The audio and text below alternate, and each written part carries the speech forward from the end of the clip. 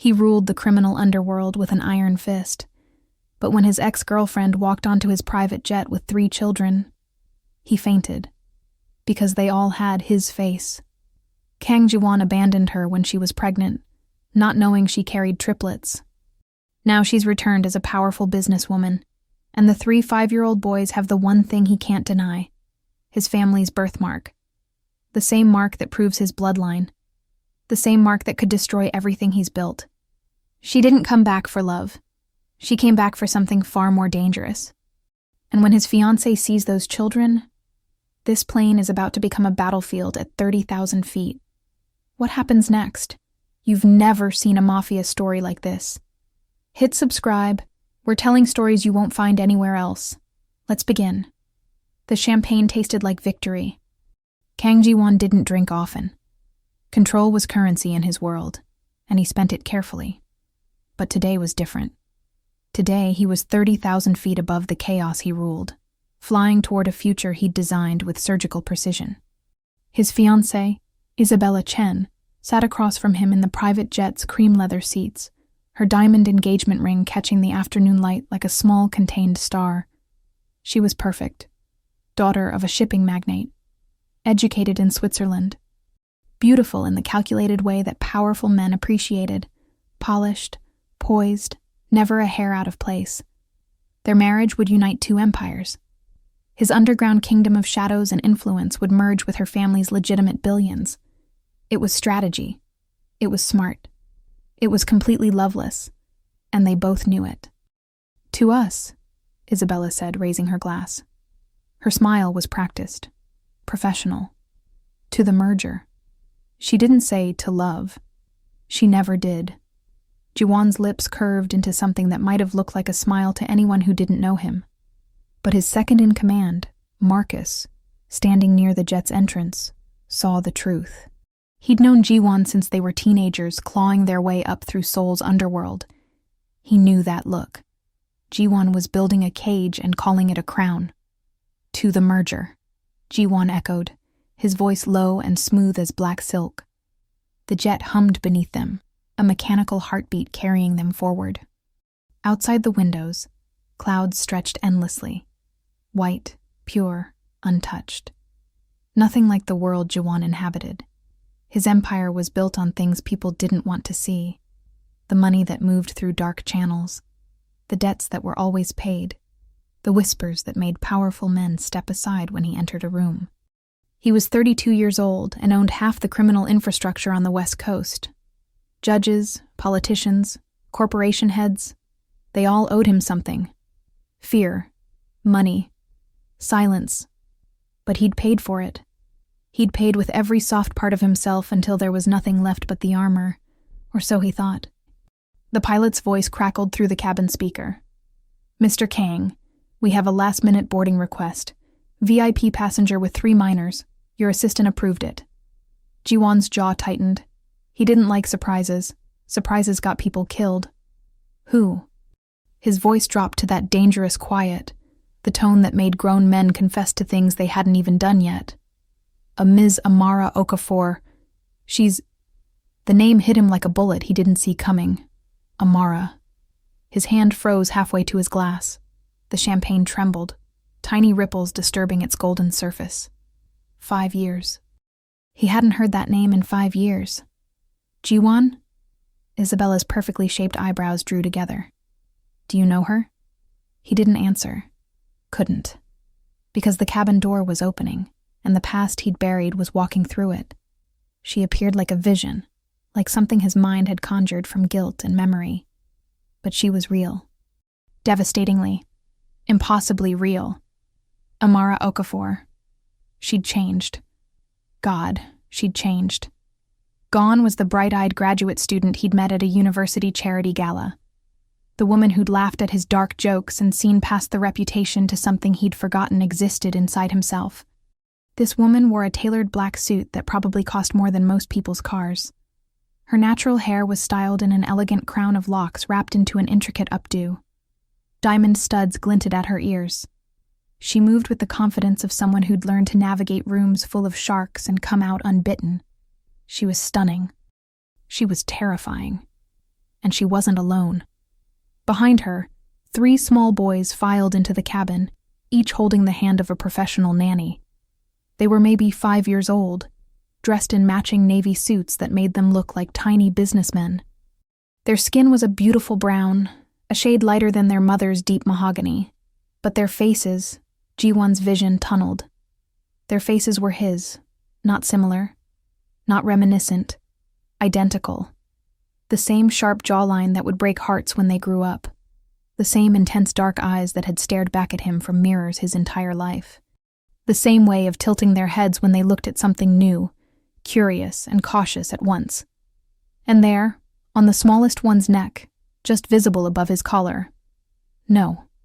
The birthmark. A small, distinctive mark shaped like a scattered constellation. The Kang family birthmark. The genetic signature that had appeared on every male heir for 4 generations. Jiwan had it. His father had it.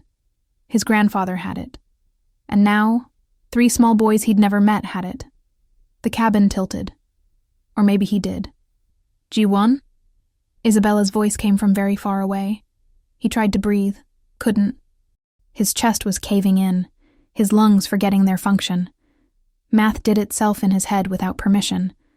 5 years since he'd walked away. 5-year-old children. 9 months of pregnancy. Oh God. Jiwan. Marcus moved toward him, but it was too late. The crime lord who'd stared down federal prosecutors and rival syndicate heads without flinching, the man who'd never shown weakness in 15 years of building his empire. He collapsed. The last thing he saw before darkness claimed him was Amara's face. Her expression wasn't shocked, wasn't sympathetic. It was something far colder. It was satisfaction. She'd wanted him to see, wanted him to know, wanted him to break. And as consciousness slipped away, Jiwan realized with crystal clarity, she'd just declared war, and he'd already lost the first battle. Jiwan woke to the smell of expensive leather and the distant hum of jet engines. His head throbbed. His chest felt like someone had reached inside and rearranged his organs. For a moment, he forgot where he was. Then he remembered. The children. His eyes snapped open. He was lying on the jet's sofa in the back cabin, Marcus hovering over him with a glass of water and an expression that managed to be both concerned and deeply, professionally neutral. Boss. Marcus's voice was carefully measured. You've been out for 4 minutes. Blood pressure dropped. You need to... Where is she? Jiwan's voice came out raw. Forward cabin. With the children and the nanny. Isabella moved to the conference section. She's making calls. Marcus paused. She's not happy. Jiwan sat up too fast. The cabin swam, then steadied. I don't care about Isabella right now. Boss, I don't. He stood, his legs unsteady but functional. Those children, Marcus. I know. They have the... I know. Marcus's face was grim. I saw it. The youngest one. The birthmark. They stared at each other. Marcus had been there 5 years ago when Jiwan had come back from that last night with Amara, had watched him drink himself into oblivion, and then systematically erase her from his life. Cut contact. Blocked numbers. Threw himself into the family business until there was nothing left but the empire and the emptiness. Jiwan had told himself it was necessary. He was being groomed to take over his father's criminal network. There was no room for soft things. No space for a woman who made him want to be someone different. Someone better. So he'd walked away. He'd never asked if there would be consequences. I need to talk to her. Jiwan's voice was steadier now, the armor sliding back into place. Alone. I'll handle Isabella. He straightened his shirt, ran a hand through his dark hair. When he looked at Marcus again, he was almost himself. Almost the crime lord. Almost the man who didn't break. Almost. Marcus stepped aside. Jiwan walked through the jet like a man approaching his own execution. Each step felt too heavy, too loud. The distance between cabins was maybe 20 feet. It felt like 20 miles. She was sitting in one of the window seats, looking out at the clouds with an expression he couldn't read. The 3 boys were scattered around the cabin, one watching a tablet with headphones on, one drawing in a notebook, one simply staring at nothing with those eyes that were mirrors of Jiwan's own. The nanny, a middle-aged Filipina woman with kind eyes and a professional demeanor, stood as Jiwan entered. She glanced at Amara, who gave a small nod. "Take them to the back lounge," Amara said softly. "Put on the movie, the one with the dragons." "Yes, Ms. Okafor." The nanny efficiently gathered the boys. They went without complaint, well-trained or perhaps just accustomed to their mother's instructions being followed. As the smallest one passed Jiwan, he looked up. Their eyes met. Jiwan's heart stopped for the second time that day. The boy smiled. Small. Tentative. Then he was gone, following his brothers and the nanny through to the aft cabin. The door closed with a quiet click, and suddenly, there was nothing between Jiwan and the woman he'd destroyed. Amara. His voice cracked on her name. She turned to look at him then. Her face was beautiful and terrible. There were no tears, no anger in her expression, just a cold, crystalline calm that was somehow worse than rage. Jiwan. She said his name like it was a word in a foreign language she'd learned but didn't particularly like. "Sit down before you faint again. I don't feel like explaining to the FAA why a mafia boss died on my chartered flight." "Your chartered—" He stared. "This is your plane?" "I bought the seat allotments. Same thing." She gestured to the chair across from her. "Sit." He sat. Not because she ordered it, but because his legs weren't sure they'd hold him much longer. They looked at each other across 3 feet of cabin space and 5 years of silence. "They're mine." It wasn't a question. "No." Her voice was soft, deadly. "They're mine. I carried them. I birthed them. I raised them. I paid for their doctors, their clothes, their education. I held them when they were sick. I taught them to walk, to talk, to be good humans despite having your DNA. Each word was a knife, precise and purposeful. You walked away, Jiwan. You told me you couldn't do this." She waved a hand between them. "Because you had responsibilities, an empire to inherit, a world that wouldn't understand. You said I deserved better than what you could give me. I did. You lied." Her voice didn't rise. That was worse. "You were a coward. You loved me and you couldn't handle it. So you ran. Sent me one text message. 'I'm sorry. This is over. Don't contact me again.' Then you blocked my number." Jiwan remembered that night, remembered typing those words with shaking hands, remembered pressing send and then immediately throwing his phone across the room. "I tried to tell you." Her voice was still so quiet, so controlled. "I tried for 3 weeks, called from different numbers, sent emails. I even showed up at your office building. Your security threw me out." "What?" His blood went cold. "Oh, you didn't know?" She smiled, but there was no warmth in it. "Your father's men. They told me, mister." Kang had made himself clear. I was no longer welcome in his life. If I persisted, there would be consequences. Jiwan's hands clenched into fists. "My father. I was 2 months pregnant, Jiwan. Standing in the rain outside your building, and your father's men threatened me." He couldn't breathe again. "So I left," Amara continued, her voice like glass. "Went back to Nigeria, had the babies there. My family helped, and I built something. Started with my father's contacts in shipping, turned it into a tech logistics company. 5 years later, Okafor International has contracts in 40 countries and a valuation of $800 million. She leaned forward slightly. "I didn't need you then. I don't need you now. We're on this plane because my company is finalizing a deal in Los Angeles, and this was the most direct route from Lagos. The fact that you happen to be here," she shrugged, "is God's sense of humor."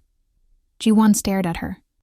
At this woman who'd loved him once, and who'd become something magnificent and fierce without him. "The boys," he managed. "Their names. Keon, Cairo, and Kai." Her expression softened for the first time, but only when speaking of them. "They're smart, kind. They ask about their father sometimes. I tell them he wasn't ready to be a parent. Which is true. I didn't know. Would it have mattered? She tilted her head. If you'd known, would you have stayed? Or would you have done what powerful men always do, thrown money at the problem and disappeared anyway? He wanted to say he would have stayed, wanted to believe it. But he'd walked away when he loved her. Would a pregnancy have made him braver? I don't know, he said finally. The honesty hurt. At least you're not lying now. She stood. I'm going to check on my sons. You're going to go back to your fiancée. Yes, the nanny told me about her. Congratulations. And we're going to forget this conversation happened.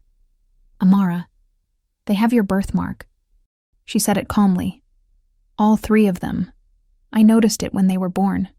Did my research. Learned what it meant. So yes, anyone who knows your family will know they're yours. But that's not my problem anymore, Jiwan. That's yours. She walked past him. Her perfume, something warm and expensive, trailing behind her. At the cabin door, she paused. For what it's worth, she said without turning around. I'm glad I loved you once. Because they're the best thing that ever happened to me. The only good thing that came from us. Then she was gone. Jiwan sat alone in the cabin, surrounded by clouds and the wreckage of the life he thought he'd built so carefully. And for the first time in 15 years, the crime lord put his face in his hands and let himself feel everything he'd been running from. Isabella found him there 20 minutes later. Jiwan had pulled himself together by then, washed his face in the jet's bathroom, straightened his clothes, rebuilt the mask. But she knew. She'd always known. That was part of why his father had chosen her. Isabella Chen understood that business was business, and feelings were complications to be managed. So, she stood in the doorway, arms crossed. We need to talk. Yes, those children are yours. It wasn't a question, but he answered anyway. Yes, all 3 of them. Triplets. I didn't know. Clearly. Isabella sat down across from where Amara had been minutes before. The contrast was stunning. Where Amara had been fire and fury barely contained, Isabella was ice. Calculated. This is problematic. I know. Your father will... I know. Jiwan's voice was sharper than intended. Isabella studied him with those clever eyes that missed nothing. You loved her. Past tense. Always past tense with Isabella. Everything was historical data to be analyzed. That's irrelevant. No, it's not. Isabella leaned back. Because if you'd just gotten some girl pregnant and walked away, that's manageable. A scandal, but manageable. Money solves those problems. But you loved her, and now she's back, and there are 3 children with your family's birthmark walking around. That's not a scandal, Jiwan. That's a liability. Every word was true. Jiwan hated that. What do you want to do? He asked it genuinely. About us. Oh, we're still getting married. Isabella's smile was thin. Our families have contracts, expectations. The merger is too important. But we need to control this narrative before it controls us. Control it how? That depends. She tilted her head. What do you want, really? It was the first time she'd asked him what he wanted in the 6 months they'd been engaged. Jiwan looked out the window at the endless sky. What did he want? He wanted to rewind 5 years and not be a coward. He wanted to have been there when Amara found out she was pregnant. He wanted to have seen his sons born. He wanted to have been the father they deserved instead of the ghost they asked about. He wanted impossible things. I want them to be safe, he said finally. All of them. Her and the boys. Safe from what? From my world. He looked at Isabella. You know what I am, what my family is. The people who'd use children as leverage. The enemies who'd see 3 small boys as targets. Understanding dawned in Isabella's eyes. You're going to protect them. Yes, even though she clearly wants nothing to do with you. Especially because of that. Jiwan's voice was steel now. She built a life without me. She's successful, powerful, everything she would have been with or without me. But my world doesn't care about that.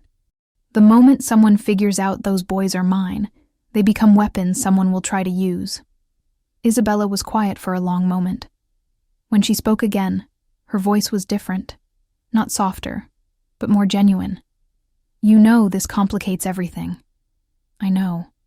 Your father will demand you cut ties, publicly deny them. I know. And you're not going to do that. It wasn't a question. No, Jiwan said. I'm not. Isabella stood, smoothed her skirt. Then we're going to need a strategy. Because Kang Dae-hyun doesn't accept complications. He eliminates them. Jiwan's father, the current Dawn. The man who'd built the empire Jiwan was supposed to inherit. The man who'd threatened a pregnant woman in the rain 5 years ago. I'll handle my father. Will you? Isabella moved toward the door, then paused. For what it's worth, Jiwan, I actually respect you more now than I did an hour ago. You've always been powerful. But power without principle is just tyranny. Maybe fatherhood will make you something more interesting than your father ever was. She left him with that. Jiwan sat alone again, his mind racing through scenarios and consequences. His phone buzzed. A text from Marcus. Your father knows. He's calling a family meeting when we land. All senior members. He's not happy. Of course he knew. Kang Dae-hyun had eyes everywhere. Probably had someone on this jet staff on payroll. Information was currency in their world. Another buzz. This one from a number he didn't recognize. Stop staring at the cabin door. I'm not going to talk to you again. Despite everything, Jiwan almost smiled. She'd noticed him looking. Of course she had. Amara had always seen him more clearly than he saw himself. He typed back, I understand, but we need to discuss security. For them. The reply came fast. I have security. Professional team. Former Secret Service. We're fine. My world is different from anything your team has handled. Your world doesn't get to touch my sons. That's not your choice anymore. The moment I saw them, the moment anyone else in my life saw them, this changed. They're in danger whether you acknowledge it or not. The 3 dots appeared, disappeared, appeared again. Finally, if you're threatening me, I'm protecting you. There's a difference. Please, let me help. No response. The 3 dots were gone. Jiwan stood, straightened his jacket, and walked toward the forward cabin. Toward the most important negotiation of his life. One that had nothing to do with business, and everything to do with 3 small boys who carried his face, his blood, and his birthmark. 3 small boys he'd never met but would die protecting. Because that's what fathers did. Even ones who'd never earned the title. The jet continued its path through the sky, carrying them all toward Los Angeles, toward consequences, toward a future none of them had planned. And in the back lounge, 3 5-year-old boys watched dragons on a screen, completely unaware that their existence had just rewritten the rules of an entire criminal empire. The plane descended through layers of clouds like a stone dropping through water. Jiwan stood outside the lounge door for 3 full minutes before knocking. Through the small window he could see them, Keon, Cairo, and Kai, their names now burned into his memory like brands. They were still watching their movie, the nanny sitting nearby with a book. But Amara was there too now, sitting between 2 of the boys, one small head resting against her shoulder. She looked up as if sensing him. Their eyes met through the glass. She didn't smile, didn't frown, just looked at him with an expression that said everything and nothing at once. You have no right to be here. But you are. So what now? He knocked softly. The nanny opened the door. Mr. Kang. Her voice was professionally neutral, but her eyes held a warning. She'd seen him collapse earlier, seen the chaos he'd brought into her employer's carefully ordered world. I'd like to speak with Ms. Okafor, briefly. I don't think... It's fine, Marie. Amara's voice came from inside. She gently moved the sleeping child, Kai, the smallest one, off her shoulder and stood. 5 minutes. Outside. She stepped into the corridor, pulling the door closed behind her. They stood in the narrow space between cabins, close enough that Jiwan could smell her perfume again. close enough to see the tiny details he'd memorized 5 years ago and had tried so hard to forget. The small scar above her left eyebrow from a childhood fall, the way her eyes had flecks of amber in the deep brown, the curve of her mouth that he'd once kissed until they both forgot their own names. "You said security." She crossed her arms. "Make it quick.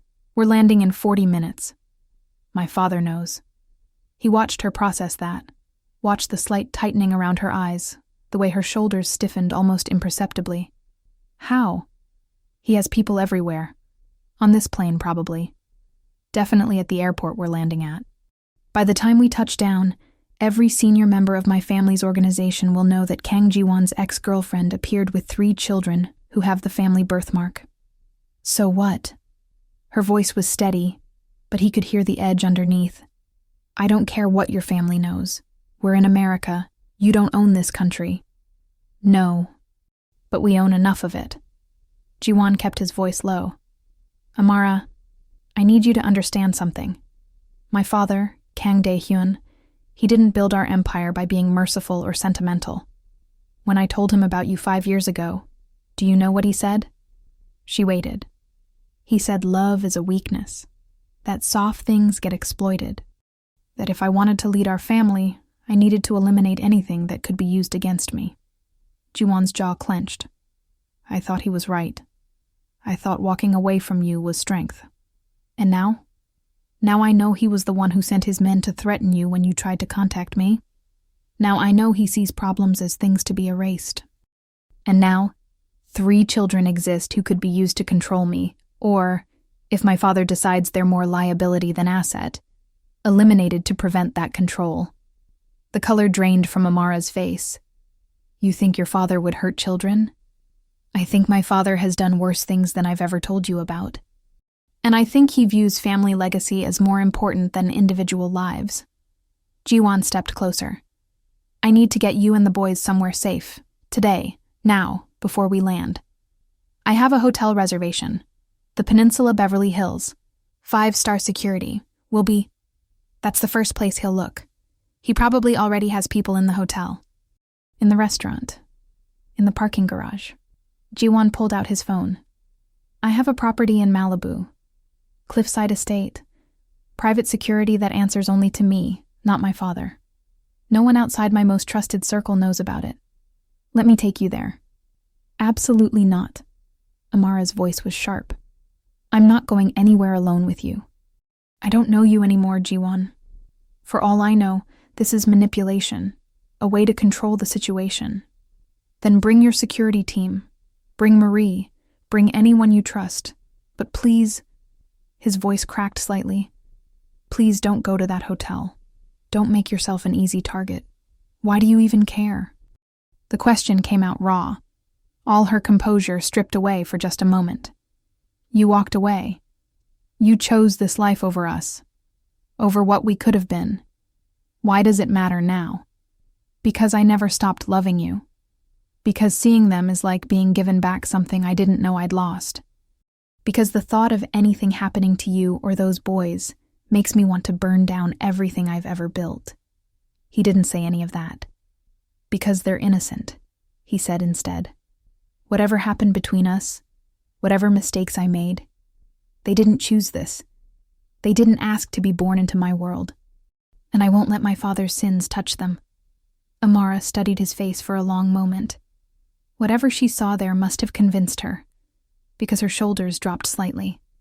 "One night, we go to your property, I assess the security, and if it's not satisfactory, we leave. Understood?" "Understood. And you stay away from my sons. You don't get to suddenly be their father because it's convenient, or because you feel guilty. They have a life, a routine, a sense of safety. I won't let you disrupt that."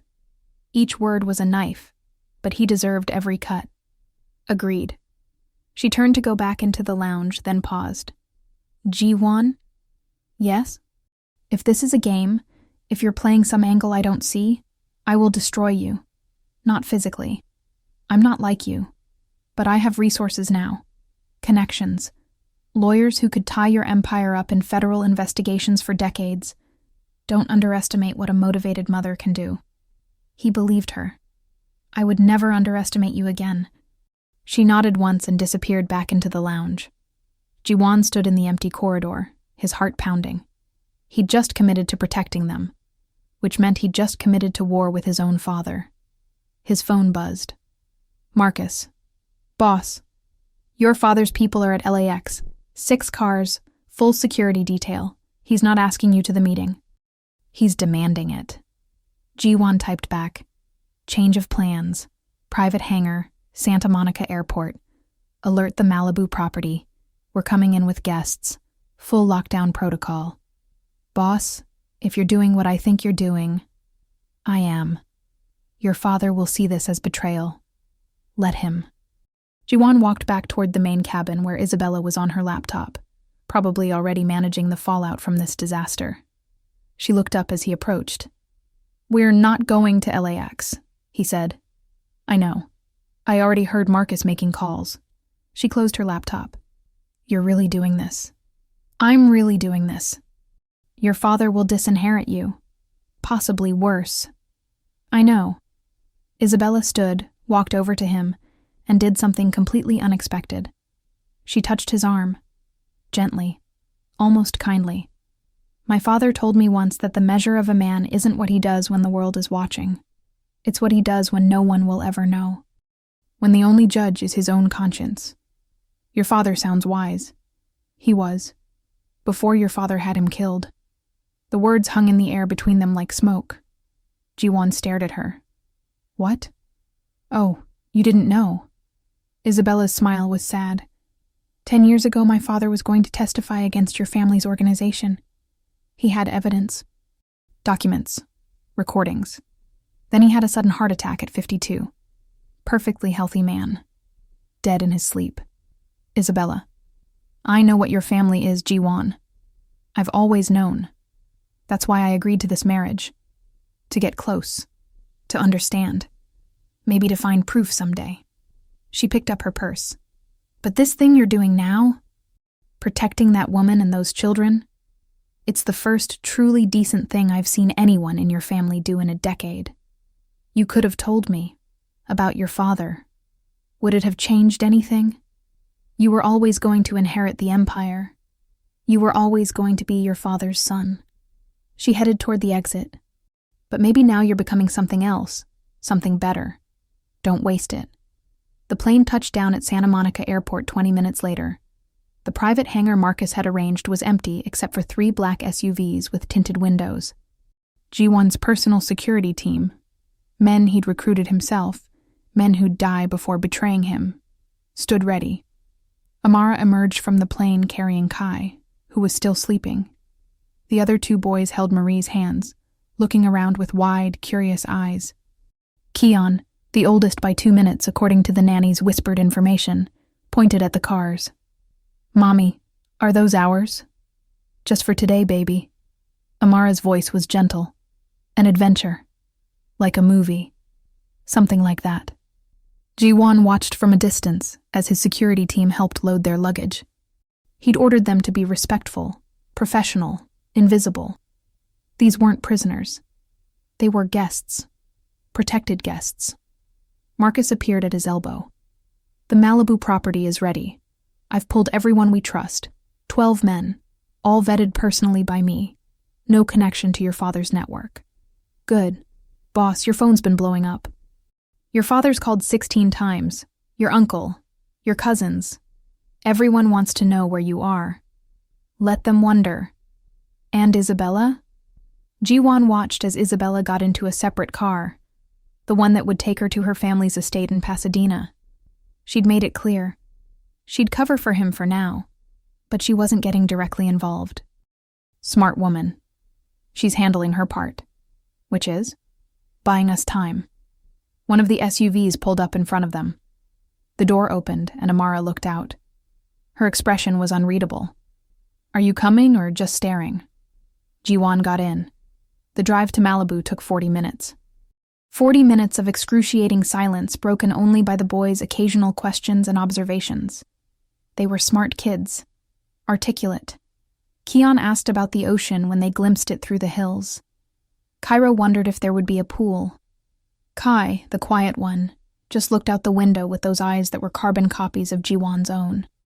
The Malibu estate sat on 3 acres of clifftop property with panoramic ocean views. Jiwan had bought it 2 years ago as a retreat, somewhere his father didn't know about, somewhere the empire couldn't reach. Now it was becoming a fortress. Security met them at the gate. The house itself was modern glass and stone, all clean lines and open space. The boy's eyes went wide. "Whoa," Cairo breathed. "It's like Iron Man's house." Despite everything, Jiwan almost smiled. Amara got out slowly, studying everything with a critical eye. She noticed the cameras, the security checkpoints, the way Jiwan's men positioned themselves at strategic points. She walked to the edge of the property where a glass barrier protected the cliff edge, looking out at the Pacific Ocean stretching endlessly toward the horizon. "It's beautiful," she said when Jiwan approached. "And terrifying. That much security for what? A family visit? That much security for my father. Tell me about him." She didn't look at him. "Not the crime lord. The man. Your father." Jiwan leaned against the railing, careful to keep distance between them. Kang Daehyun came from nothing. His father was a street enforcer in Seoul. His mother died when he was 8. He learned early that power was the only currency that mattered. By 20, he'd taken over his father's territory. By 30, he'd expanded to 3 countries. By 40, he owned legitimate businesses that made more money than most corporations. And you? I'm the heir, the crown prince of something I never asked for. Jiwan's voice was hollow. He trained me from childhood. Strategy, negotiation. How to read people. How to use fear without losing control. How to build an empire on other people's weakness. Did he train you how to love? The question hit him like a physical blow. "No," he said quietly. "He trained me that love was the greatest weakness of all. And yet here you are." Amara finally looked at him. "Risking everything for 3 children you just met and a woman who hates you. Do you? Hate me?" She was quiet for so long he thought she wouldn't answer. When she did, her voice was barely above a whisper. "I don't know what I feel anymore. 5 years ago, I loved you so much it physically hurt. Then you left, and I had to learn to live with that pain until it became part of me. Then the boys came, and they saved me, gave me purpose, made me stronger than I ever thought I could be." She turned to face him fully. "So no, I don't hate you. I don't feel anything toward you at all. You're just a biological fact. A genetic contributor. The boys deserve to know where they came from, but that doesn't mean you get to be their father. I understand. Do you?" Her eyes flashed. "Do you understand what it's like to be pregnant and alone? To give birth to 3 babies by yourself, because the man you loved chose power over you? To watch them grow and see his face every single day in theirs? No." Jiwan's voice broke. "I don't. And I can't fix that. I can't go back. All I can do is make sure that from this moment forward, they're safe. That you're safe. Why?" The question was anguished. "Why now? Why not 5 years ago when I needed you? Because 5 years ago, I was a coward. I thought strength meant having no weaknesses. I thought love made you vulnerable." He looked out at the ocean. "I was wrong. About everything." Before Amara could respond, Marie appeared at the glass door. "Ms. Okafor, the boys are asking for you. They want to see their rooms." Amara wiped her eyes quickly. When had she started crying? And nodded. "I'm coming." She walked away without another word to Jiwan. He stood alone on the cliff edge as the sun began to set over the Pacific, painting the sky in shades of amber and blood. His phone buzzed again. This time he answered. "Father." Kang Daehyun's voice was cold as winter. "Where are you?" "Handling a personal matter." "Personal?" "You embarrass me in front of the entire organization. You disappear. You ignore my calls. This is not how the heir to our empire behaves." "The empire can wait." Silence. Then, "I see. The woman and the bastards. Jiwan's hand clenched around the phone so hard the screen cracked. They are my children. Your grandsons. And you will not call them that again. You were always too soft, Jiwan. I thought I'd trained it out of you. Clearly, I was mistaken. Kang Daehyun's voice dropped to something darker. You have 24 hours to bring yourself to the compound, alone. We will discuss your situation and decide on appropriate action. And if I refuse, then you are no longer my son, no longer heir. You will be removed from the organization with all the ceremony such an occasion requires, which meant a bullet, or worse. I'll be there, Jiwan said, but they stay protected, non-negotiable. Everything is negotiable, boy. You'll learn that, one way or another. The line went dead. Jiwan stood there as darkness fell over the ocean, knowing that tomorrow he would walk into his father's compound and potentially never walk out. But tonight, 3 small boys would sleep safely in a house by the sea, and somehow, that felt like the most important thing he'd ever done. The house was too quiet. It was past midnight, and Jiwan sat in the study overlooking the ocean, nursing a glass of whiskey he hadn't actually drunk. His mind kept running scenarios, calculating odds, preparing for tomorrow's meeting with his father like it was a military operation. Because that's what it was. He'd called his lawyer, updated his will, made sure that if something happened to him, certain accounts would transfer to Amara. Not because she needed the money, she'd made that abundantly clear, but because his father couldn't be allowed to control everything if Jiwan was gone. Marcus had tried to talk him out of going alone. Boss, it's a trap. You know it's a trap. Of course it's a trap. But if I don't go, he'll come here. And I won't risk that. Now Marcus was sleeping in the guest house with the other security team members, rotating watches through the night. The house itself was dark except for Jiwan's study, and a light flickered on upstairs. Jiwan stood, moving quietly through the house. His hand instinctively went to the gun he kept in his shoulder holster. Old habits. Even in his own safe house, he was always armed. The light was coming from one of the children's bedrooms. He approached carefully, stopping at the doorway. Inside, Amara sat on the edge of a small bed where Kai, the youngest, the quiet one, lay staring at the ceiling. She was stroking his hair, humming something soft and melodic. A Nigerian lullaby, maybe. Something from her childhood. Can't sleep, baby?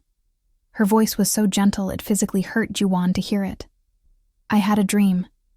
Kai's voice was small, uncertain. About the man on the plane, the one who looked at us. Jiwan's breath caught. What about him? Amara kept her voice calm, but Jiwan could see her back stiffen. He was sad. Really, really sad. Like when Keon broke his favorite toy, but bigger. Grown-up sad. Why do you think he was sad? I don't know. Kai rolled over to look at his mother. Mommy, do you know him? Amara was quiet for a long moment. I did. Once. A long time ago. Were you friends? Something like that. Can we be friends with him too? Oh, baby. Amara's voice cracked slightly. It's complicated. Is he the reason we never had a daddy?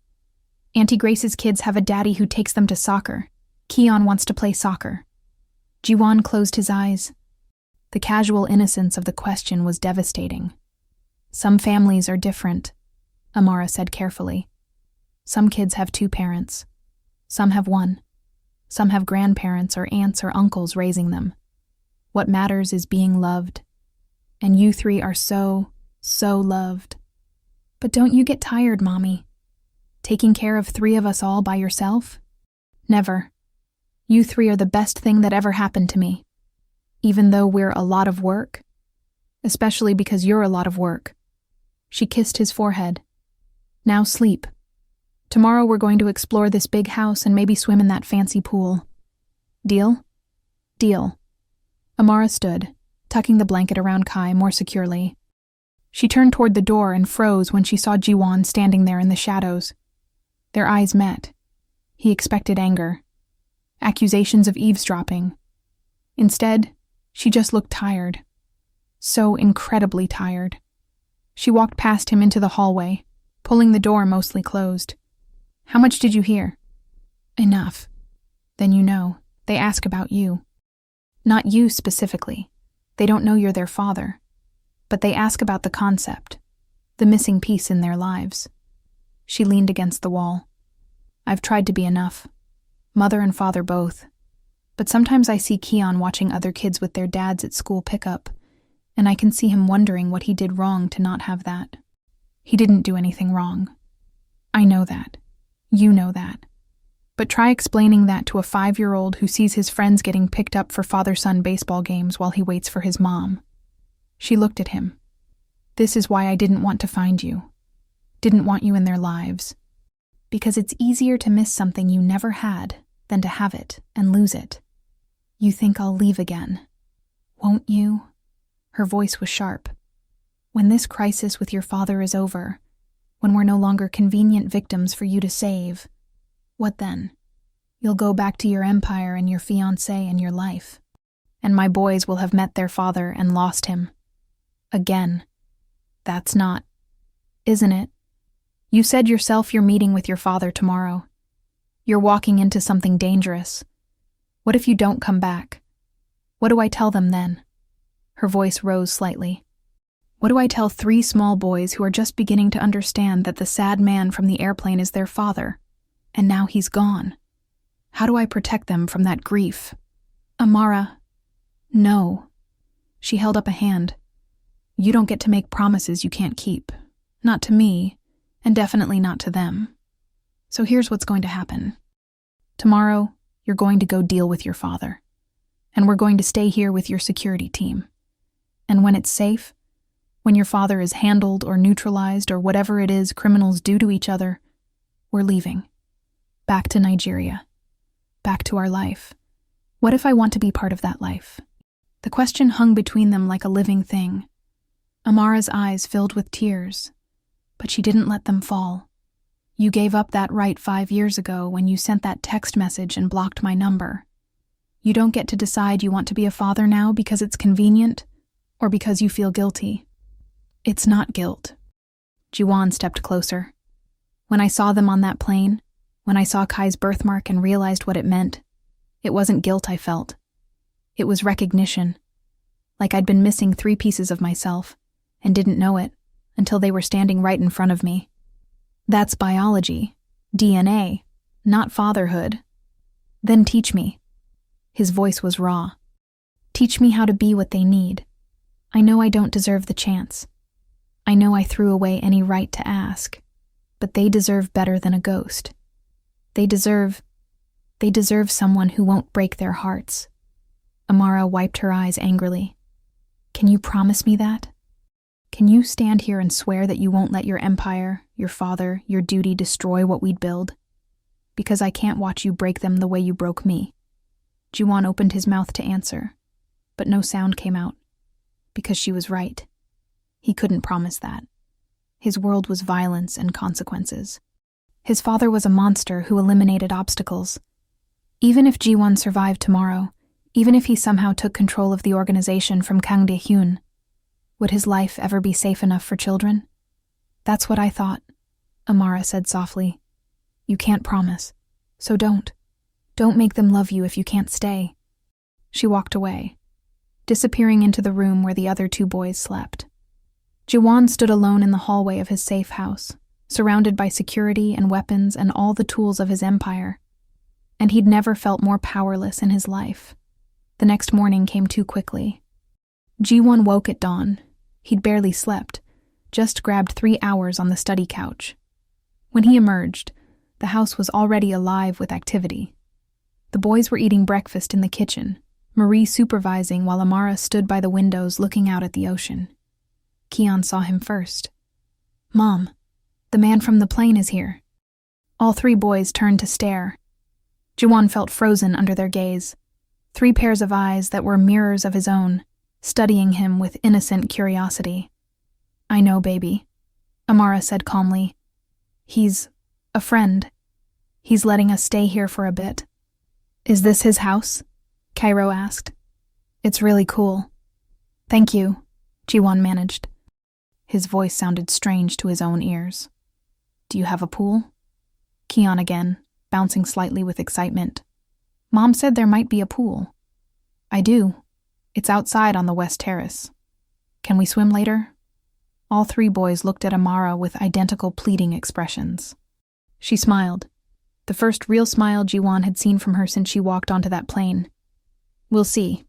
Maybe after Mr. Kang. Jiwan, he interrupted. Just Jiwan is fine.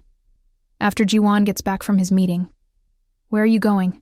Kai asked quietly. The smallest one. Always watching, always listening. To see my father, Jiwan said honestly. Is he nice? The question was so innocent it physically hurt. He's complicated, Jiwan settled on. Our mommy's not complicated, Kian announced. She's the best.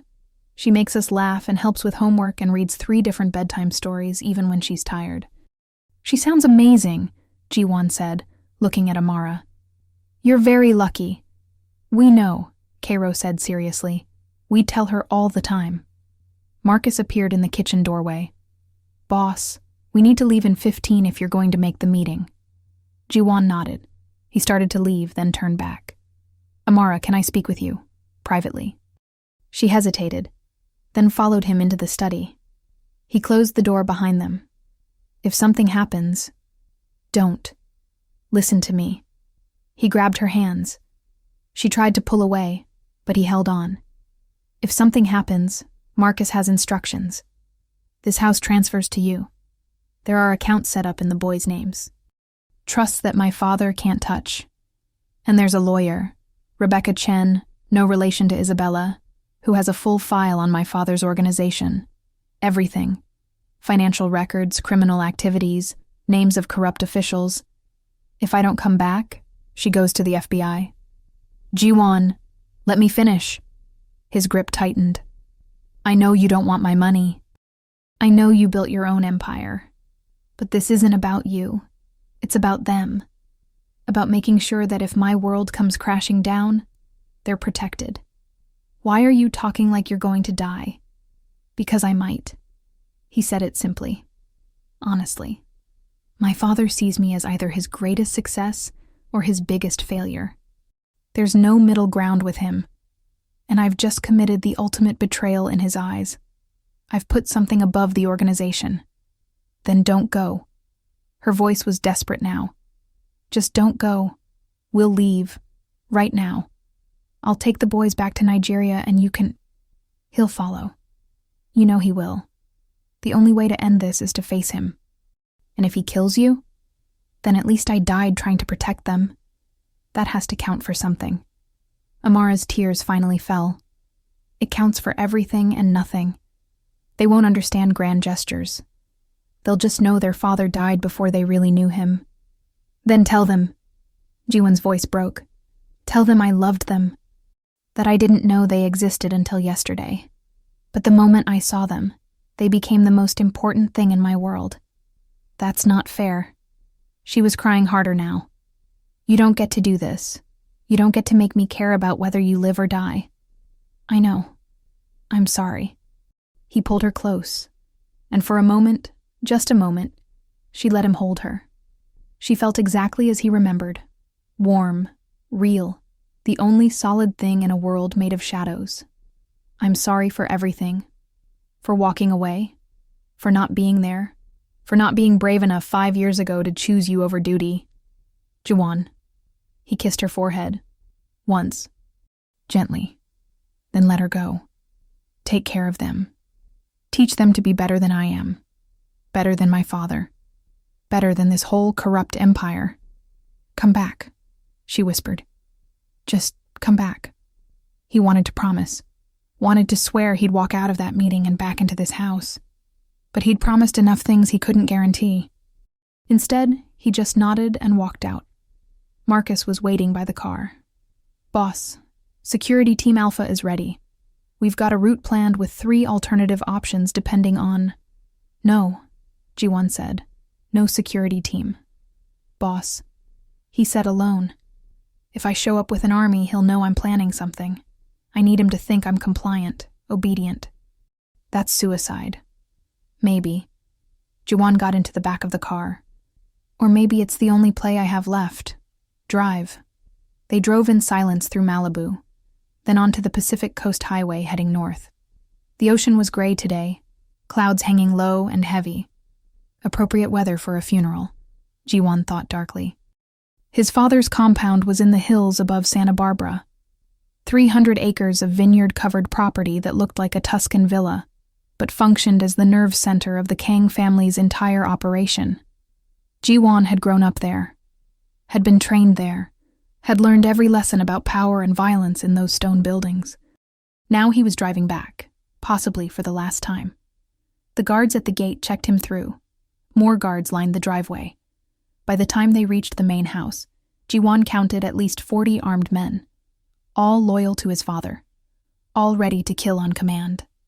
The front door opened before he could knock. His uncle, Kang Min-seok, stood there. "Nephew, your father is waiting in the wine cellar." The wine cellar, where business was discussed, where problems were solved, where people who betrayed the family were taken to be taught lessons. Jiwan followed his uncle down stone stairs that felt like descending into a tomb. The temperature dropped with each step. By the time they reached the bottom, his breath was visible. Kang Dae-hyun sat at a long table, a glass of wine in his hand. He was 62, but looked 50, maintaining his power through careful discipline. His hair was silver, his suit impeccable. He looked like a CEO, a philanthropist, not a crime lord who'd destroyed countless lives. "Son." His father gestured to a chair. "Sit." Jiwan sat. "Wine? This is from our vineyard. 2015, excellent year." "I'm fine. Suit yourself." Kang Dae-hyun sipped his wine, studying Jiwan like a scientist examining a specimen. "You've created quite a problem. I protected 3 children and their mother. You defied me. You ignored my summons. You disappeared with a woman who represents everything I warned you against." His father set down his glass with careful precision. "Do you know what that looks like to the organization?" "I don't care what it looks like." "You should." Kang Dae-hyun stood, walking slowly around the table. "Power is about perception. If people perceive weakness, it becomes reality. If the heir to our empire can be controlled by a woman and some bastard children..." "Don't." Jiwan's voice was steel. "Don't call them that." "Why not? It's what they are. Accidents, mistakes, complications that need to be resolved. They're your grandsons. Are they?" His father leaned against the table. "Or are they leverage? Think about it, Jiwan. The woman is wealthy now, successful, but everyone has pressure points. Everyone can be controlled. Your children, if they are yours and will need DNA tests to confirm, they could be useful, very useful indeed." Ice flooded Jiwan's veins. "You want to use them." "I want to turn a liability into an asset. That's what good leaders do." Kang Dae-hyun poured himself more wine. "Here's what's going to happen. You're going to convince Ms. Okafor to sign custody over to you. Temporary, of course. Just enough to establish legal rights. Then the children will stay with us, under our protection. And she can visit whenever she likes, as long as she remains cooperative. You want to take them hostage. I want to secure our family's future. Don't be dramatic." Jiwan stood slowly. "No." "Excuse me?" "I said no. You're not touching them. You're not going near them. And if you try, I'll burn this entire empire to the ground." His father laughed. Actually laughed. "With what? You have no power here. No allies I don't control. You're my son, Jiwon, but you're also just a man. And men break. Then break me." Jiwan walked toward the stairs. "But you'll never get near those boys." "Stop." Jiwan kept walking. "Stop, or I'll have your woman picked up within the hour. Those children will be in my compound before sunset. Is that what you want?" Jiwan stopped, turned. "You wouldn't. Wouldn't I? I've done worse things for less reason." Kang Dae-hyun's smile was cold. "Sit down, son. Let's discuss this rationally." Jiwan sat. Not because he was obedient, but because he was calculating, planning. buying time. His father had made a mistake. He'd revealed his hand, revealed what he wanted and how far he'd go to get it. And Jiwan finally understood what he had to do. "You want the children," Jiwan said slowly. "You want control of my relationship with them. You want leverage. I want security for our family. Then let's make a deal." His father's eyes narrowed. "I'm listening. I take over the organization. Now, today, you step down, retire to that villa in Italy you've always talked about, live out your days in luxury, and in exchange the children remain off limits, forever. They grow up normal, safe, outside this world. You're not ready to lead. I've been ready since I was 25, and you know it. You've just been too afraid to let go." Jiwan leaned forward. "But here's what you're missing, Father. The world is changing. Our old methods don't work anymore. We need legitimacy, legal fronts, clean money. I can give you that. I can transform this organization into something that lasts generations, but only if I do it my way." Kang Dae-hyun was quiet for a long moment. "And the woman? She goes back to Nigeria with her sons, lives her life. We maintain a relationship with the children, supervised, limited, but present. They know who we are, but they're protected from what we do. You're asking me to walk away from everything I built. I'm asking you to trust that what you built will survive, will grow, but only if you let it evolve." His father studied him with those cold, calculating eyes. Then, slowly, he smiled. "You've learned well. That was a masterful pitch. Almost had me convinced." Jiwan's blood went cold. "But here's the truth, son." Kang Dae-hyun's smile vanished. "I'm never stepping down. This empire is mine until I die. And when I die, it'll go to someone who understands that power requires sacrifice, not to someone who'd risk everything for a woman and some bastards." He pulled out his phone, made a call. "Bring them in." The door opened, and Jiwan's world ended, because 3 of his father's men walked into the wine cellar, and they weren't alone. They had Amara. Time stopped. Amara stood between 2 of his father's enforcers, her hands zip-tied in front of her face a mask of fury and terror. Her lip was bleeding slightly. She'd fought them, of course she had, and her clothes were torn at the shoulder. But she was alive. "What did you do?" Jiwan's voice came out strangled. He was on his feet, without remembering standing, his hand instinctively reaching for the gun he'd left in the car, because his father had demanded he come unarmed. "I secured my leverage." Kang Dae-hyun's voice was calm, pleasant even, like he was discussing business strategy, not kidnapping.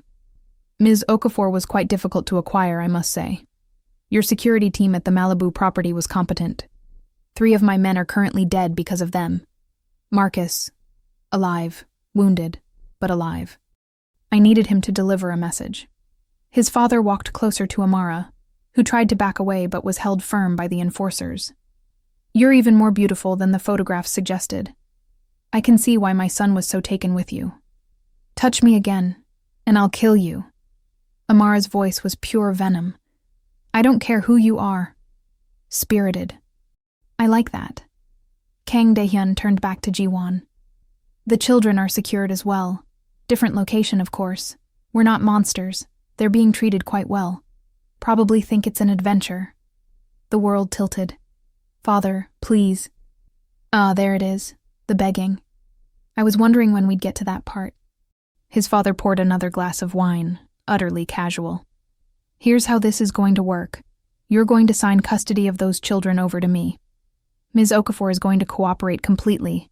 No lawsuits, no investigations, no messy custody battles. And in exchange, everyone lives." "You're insane." "I'm practical.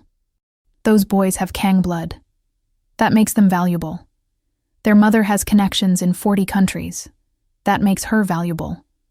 And you, my son, are going to learn that family loyalty isn't a suggestion. It's a requirement." Jiwan looked at Amara. Her eyes were blazing with rage, but underneath that, he could see the fear. Not for herself, for her sons. "Where are they?" Amara's voice cracked. "Where are my babies?" Safe, for now. Kang Dae-hyun swirled his wine. Whether they stay that way depends entirely on how cooperative you both decide to be. I'll kill you for this. Jiwan's voice was dead calm. The voice he used when making promises he intended to keep. Not today. Maybe not tomorrow. But I will kill you. Will you? That would require spine, commitment, the willingness to patricide. His father laughed. You couldn't even leave this woman properly 5 years ago. You had to sneak away like a coward. What makes you think you're capable of real violence now? You're about to find out. The temperature in the room dropped. Even the enforcers shifted uncomfortably. Kang Dae-hyun's smile faded. Threats are meaningless without power. And right now, boy, I have all of it. Do you? Jiwan took a step forward. Because I think you're bluffing. I think you can actually hurt those children. Not without losing respect from every single member of this organization who still has a shred of humanity left. Killing business rivals is one thing. Hurting 5-year-old children? That's another. You're gambling with high stakes. So are you. Jiwan's eyes were cold. You think you've won because you have Amara, because you have the boys somewhere. But you've also just shown your entire hand. You're desperate. You're losing control of the organization and you know it. The younger members want change. The legitimate businesses are making more money than the criminal ones. And you're terrified that when I take over, I'll erase your legacy. His father's jaw clenched. Jiwan had hit something true. So, here's my counter-offer, Jiwan continued, his voice gaining strength. You let them go. All of them. Right now. And I'll stay. I'll be the obedient heir you always wanted. I'll run the organization exactly as you've taught me. No reforms, no legitimacy. Pure, ruthless power. Jiwan, no. Amara tried to move toward him, but the enforcers held her back. But, Jiwan spoke over her, if you hurt them, if you lay one hand on those boys or keep them from their mother even one more hour, I burn it all down. I call Rebecca Chen and have her release every file to the FBI. I testify. I name names. I destroy everything you've built, even if it destroys me too. The room was silent. Kang Dae-hyun stared at his son like seeing him for the first time. You'd sacrifice yourself? For them, without hesitation. Even though the woman hates you? Even though you'll never have a relationship with those children? Even then. His father set down his wineglass with a sharp click. You really have become soft. No. Jiwan's voice was steel. I finally figured out what strength actually means. It's not holding power over others. It's knowing what you're willing to lose for what matters. For a long moment, Kang Dae-hyun said nothing. Then he laughed. A genuine, surprised laugh. My God, you actually mean it. Every word. You'd walk away from the empire, from everything I've given you, from billions of dollars and more power than most men dream of. If it keeps them safe. Yes. His father studied him, then shook his head. I raised you wrong. I tried to make you hard, ruthless, perfect. But somewhere along the way, you became something I never intended. What's that? A good man. Kang Dae-hyun said it like a curse. Useless for my purposes, but interesting. He pulled out his phone. Made a call. Bring the children back to the Malibu property. No, unharmed. Yes, immediately. He hung up, looked at Jiwan.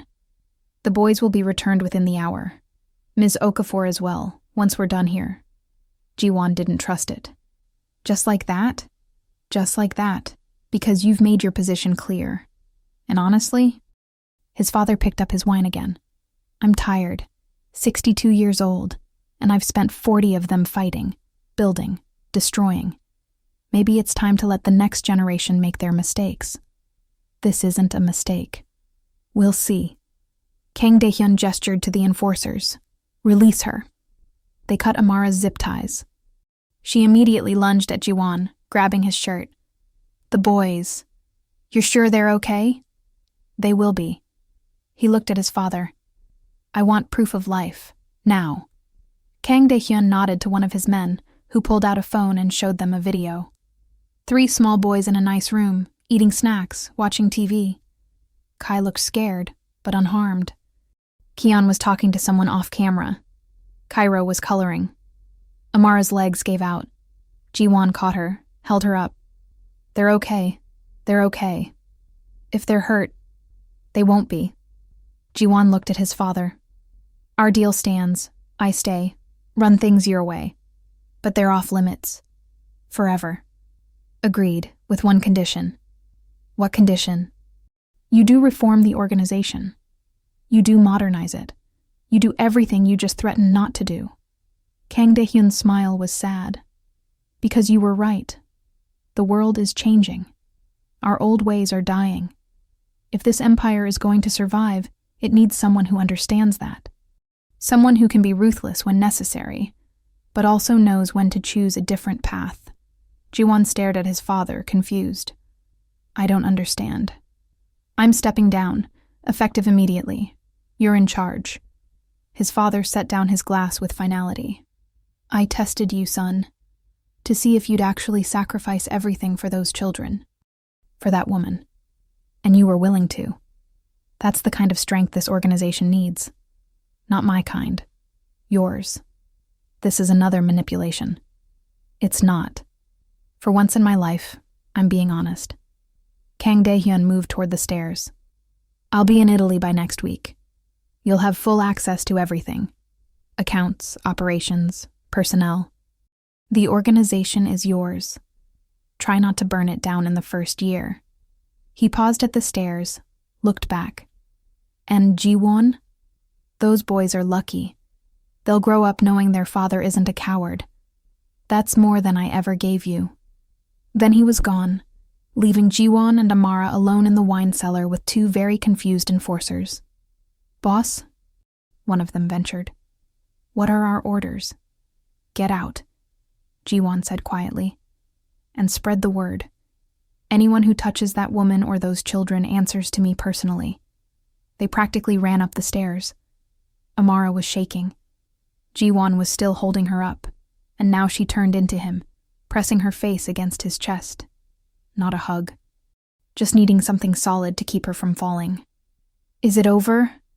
Her voice was muffled. I don't know. Maybe. For now. I need to see them. Right now. I need to see my sons. We'll go. Marcus is probably already bringing them back to the house. She pulled back, looked up at him. Her eyes were red, her makeup smeared, her lips still bleeding. She looked like she'd been through a war. You were going to give up everything, for us. Yes. Why? Because... Jiwan's voice caught. Because 5 years ago I made the wrong choice. I chose duty over love, power over happiness, and it's haunted me every day since.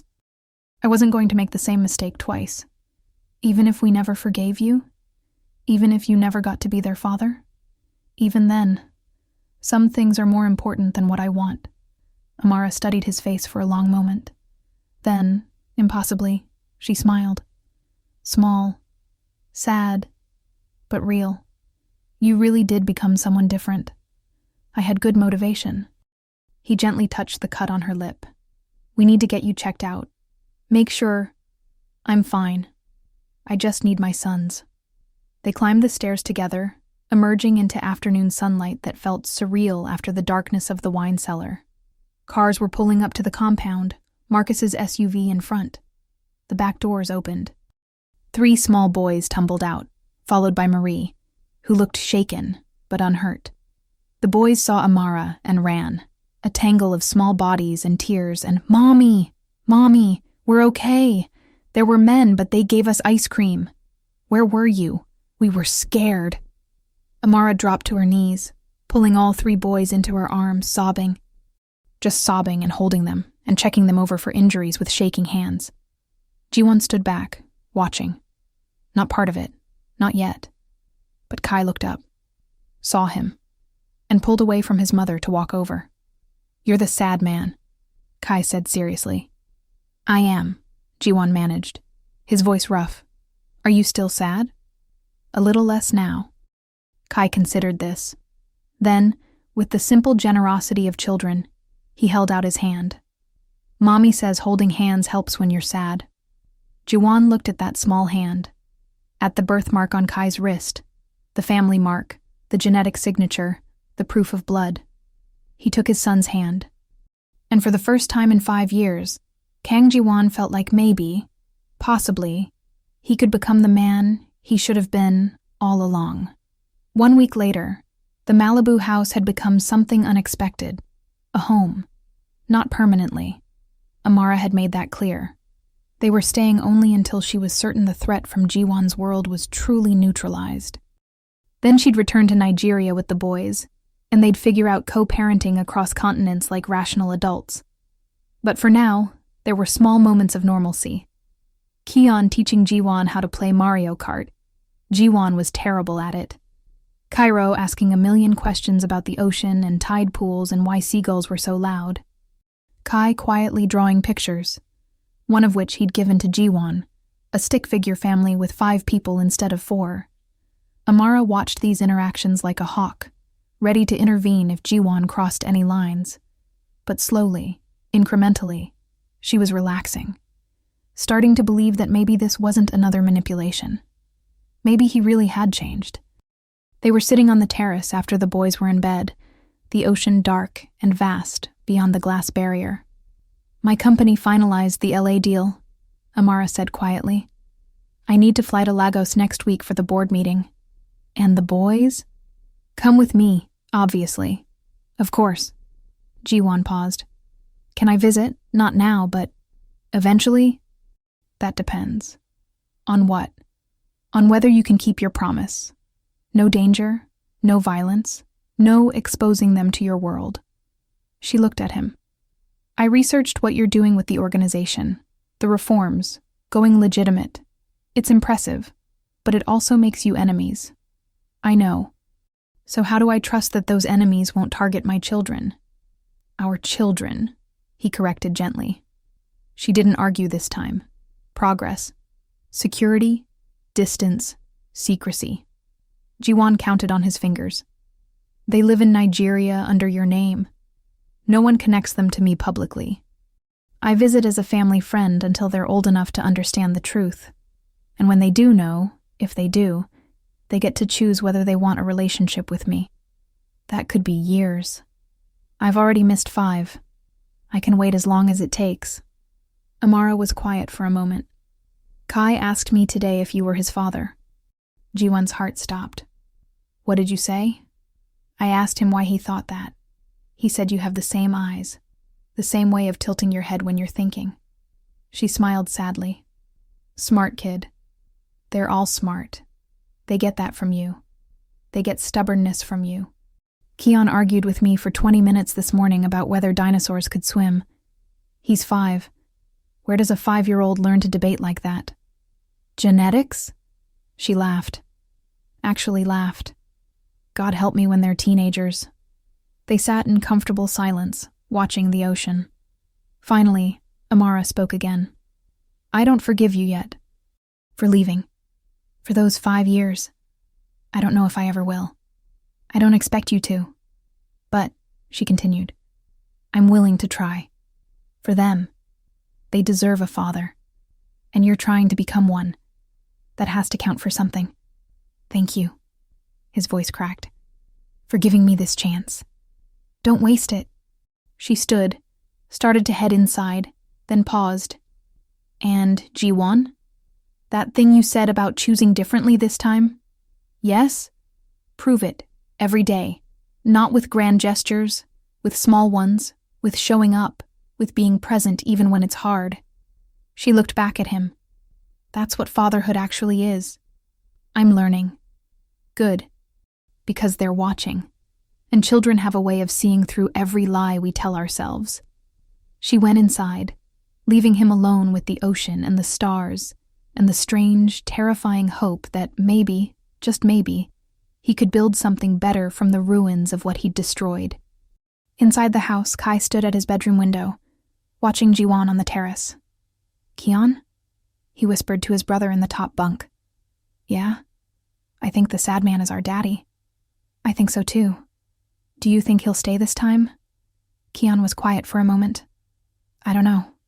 But Mommy says we should judge people by what they do, not what they promise. What's he doing? Trying. I think he's trying. Is that enough? Maybe. We'll see.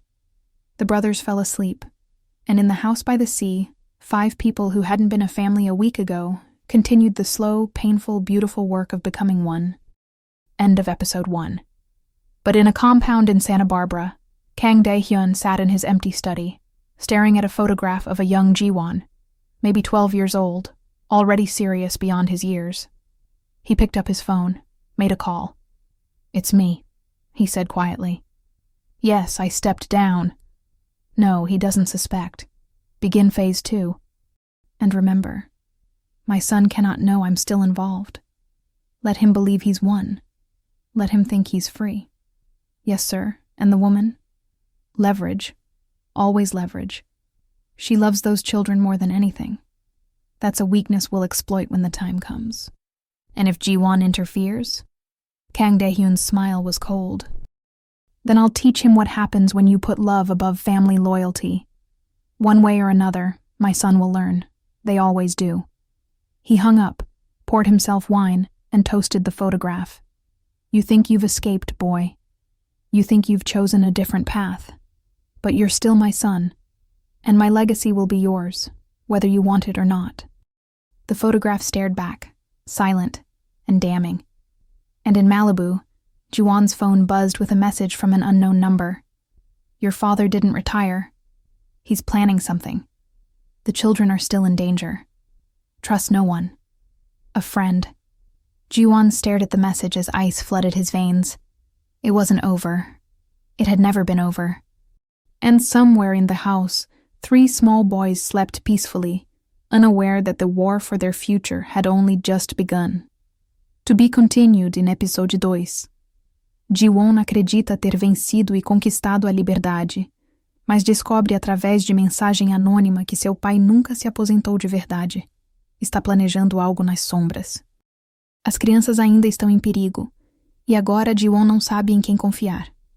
A guerra está apenas começando.